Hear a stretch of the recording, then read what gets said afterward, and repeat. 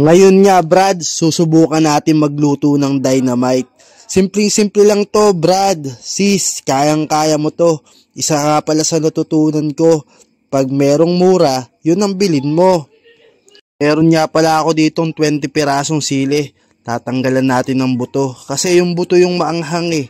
Madali lang tanggalin to. Hiwain nyo lang sa gitna. Tapos gumamit kayo ng kutsarita para mabilis yung matanggal. Mag-gloves din kayo para hindi maanghangan yung kamay nyo. Mahirap na. Tapos Brad, sis, meron nga pala ako ditong kiss. Oy, may kumupit pa. Titikman niya. Maanghang yan, kala mo ha. Then meron nga pala ako dito Argentina meatloaf. Pang low budget kasi lang itong gagawin ko. Pero kung may pera kayo, ang ilagay nyo, giniling na baboy. Sigurado naman ako na mas masarap talaga yon.